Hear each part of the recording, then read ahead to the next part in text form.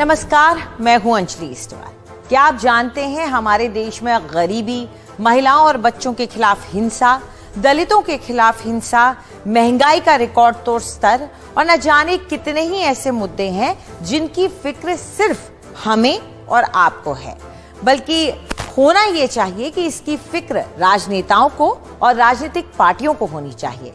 लेकिन इस वक्त हमारे देश में सबसे ज्वलंत मुद्दे वो हैं जो दूसरों के खान पान, रहन सहन, पोशाक, धर्म और रिवाज से जुड़े हुए हैं।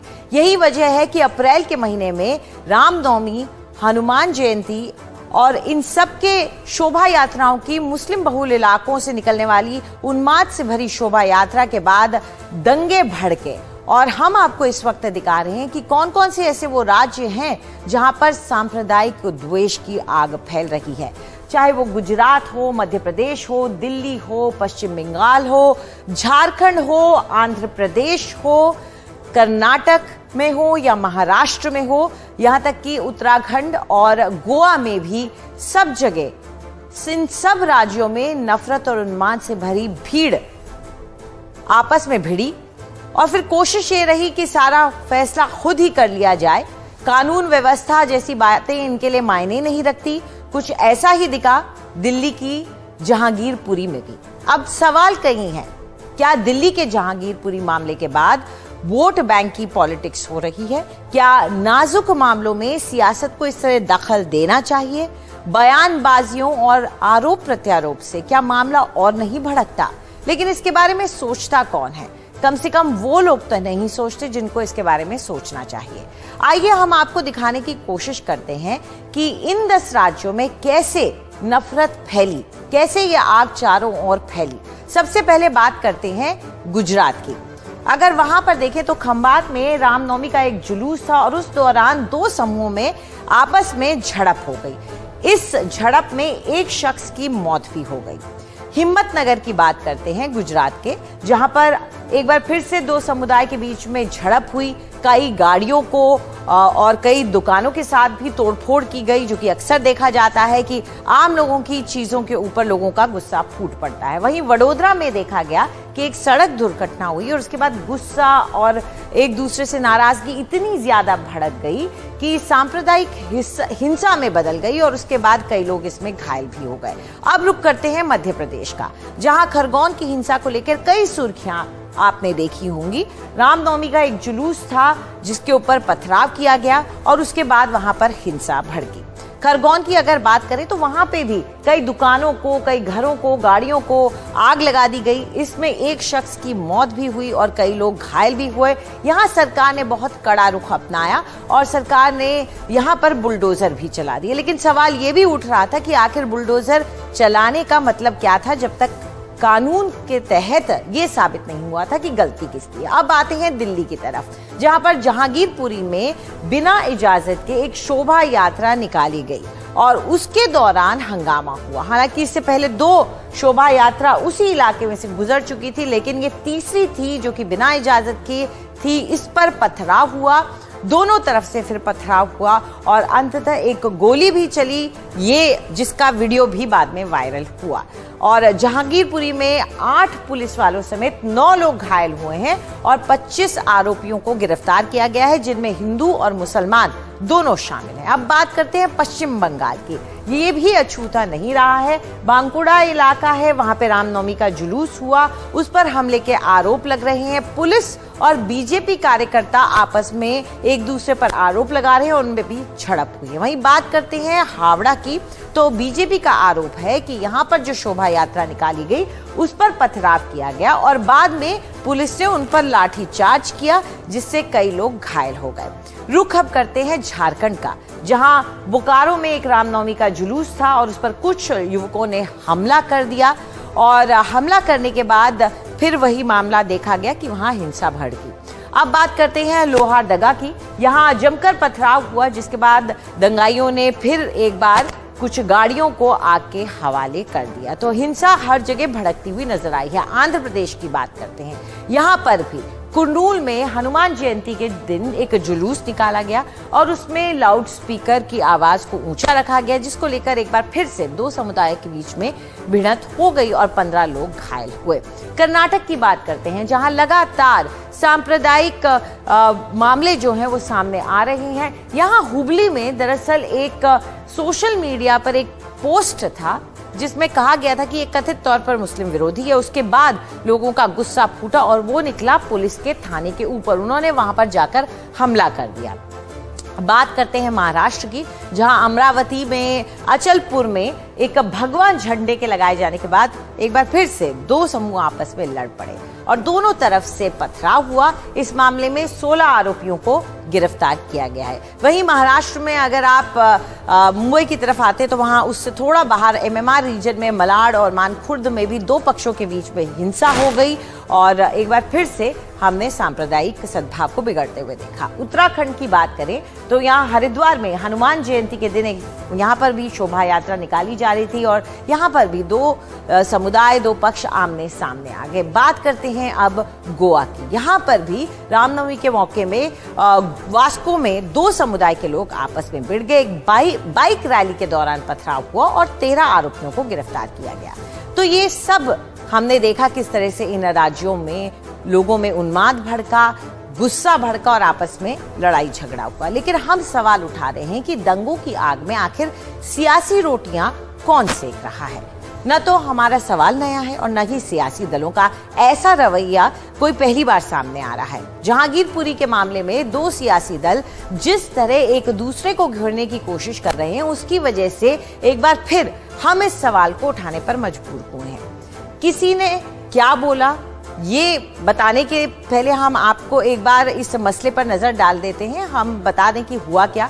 हनुमान जयंती के मौके पर दिल्ली के जहांगीरपुरी में एक शोभा यात्रा निकाली जा रही थी, जिसके लिए पुलिस और प्रशासन से इजाजत नहीं ली गई थी और शोभा यात्रा में शामिल लोगों के पास खतरनाक हथियार भी थे। यात्रा एक मस्जिद के पास पहुंची और वहां दोनों पक्षों के लोग आपस में भिड़ गए। फिर दोनों तरफ से पथराव हुआ। मस्जिद के पास जो लोग जमा हुए थे उनमें एक आरोपी सोनू चिकना का गोली चलाने का वीडियो भी वायरल हुआ। उसे गिरफ्तार भी कर लिया गया है। कानून और संविधान के दायरे में दिल्ली पुलिस को दोनों पक्षों के आरोपियों पर कार्रवाई करनी चाहिए, लेकिन दिल्ली पुलिस पर कुछ सवाल भी उठ रहे हैं, जिसके बाद पुलिस कमिश्नर राकेश अस्थाना ने बयान दिया कि बिना भेदभाव के सभी पक्षों पर कार्रवाई होगी। तो इस नाजुक मसले पर किसने क्या ज्ञान बांटा है और कौन कौन से आरोप लगाए जा रहे हैं, इस पर एक नजर डालते हैं कि आखिर सियासी बयान जो दिए गए हैं वो क्या रहे हैं।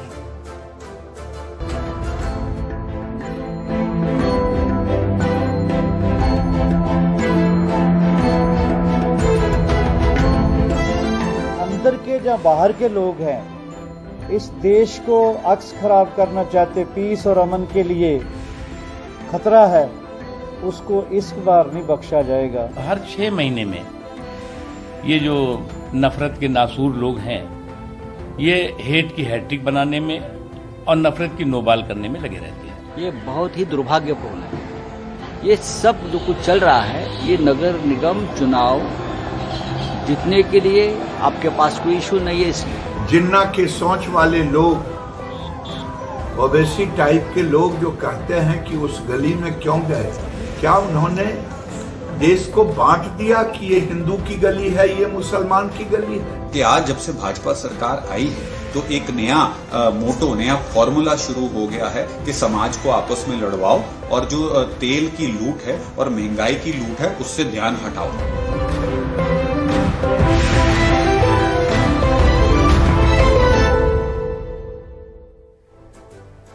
तो चलिए एक नजर डाल लेते हैं कि क्या क्या बयान देखने को मिले।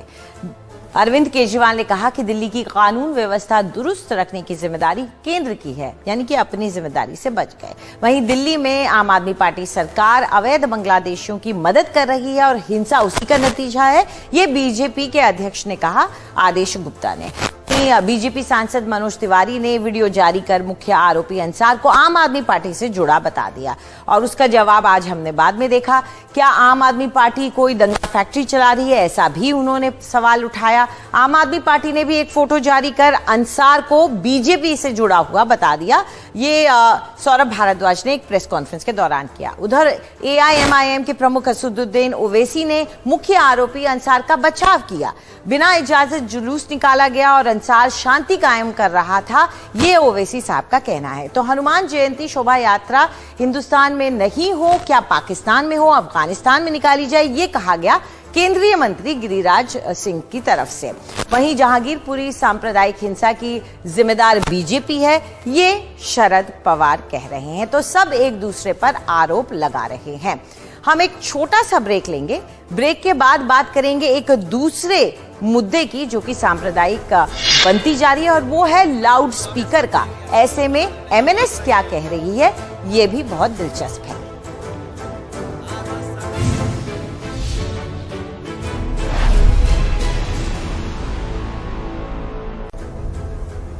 हर त्योहार को मनाने का ढंग अब एक नुमाइश में बदलता हुआ दिख रहा है। अपने धर्म में आस्था का पैमाना अब दूसरे के धर्म को नीचा दिखाना होता जा रहा है।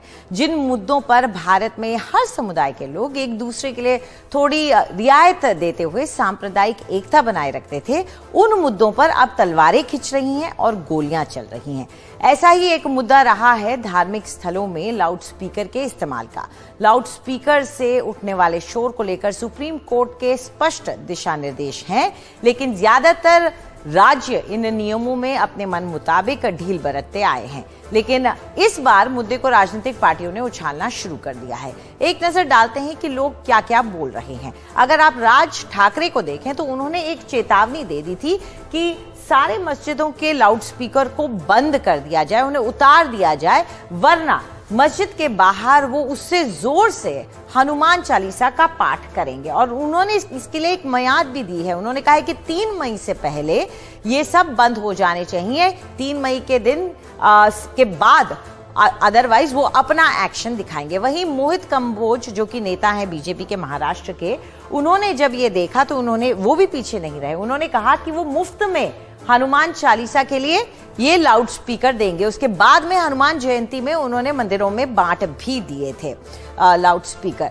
अब बात करते हैं कि नासिक पुलिस ने क्या किया। तो 3 मई तक लाउड स्पीकर के लिए अनुमति ले, ये साफ कर दिया गया है पुलिस की तरफ से। उन्होंने कहा है कि आजान से 15 मिनट पहले और 15 मिनट बाद तक कोई भजन या चालीसा नहीं बजेगा और मस्जिद के 100 मीटर के दायरे में किसी तरह की अनुमति नहीं मिलेगी लाउड स्पीकर चलाने की भजन या चालीसा के लिए। तो ये उनका कहना है कि ये इसलिए किया जा रहा है ताकि कानून व्यवस्था बनी रहे। महाराष्ट्र के गृह मंत्री की अगर बात करें तो उन्होंने जब इस तरह का दबाव झेला तो कहा कि डीजीपी और मुंबई के पुलिस कमिश्नर मिलकर गाइडलाइंस तैयार करेंगे और उसे जारी करेंगे, जो सब धार्मिक स्थलों पर लागू किए जाएंगे। और सांप्रदायिक तनाव अगर कोई फैलाने की कोशिश करेगा तो उस पर सख्त कार्रवाई की जाएगी। ये सब जब चल रहा था तो इस सब के बीच उत्तर प्रदेश के मुख्यमंत्री आदित्यनाथ ने अपनी तरफ से एक आदेश जारी कर दिया। उन्होंने कहा कि कोई भी सड़क या सार्वजनिक जगह पर धार्मिक वजहों की वजह से कोई रुकावट नहीं पैदा कर सकता है। साथ ही उन्होंने कहा कि कोई भी नया माइक या लाउड स्पीकर नहीं लगाया जाएगा और जो पुराने हैं उनकी आवाज जो परिसर है उससे बाहर नहीं जानी चाहिए और किसी और को इसकी वजह से तकलीफ नहीं होनी चाहिए।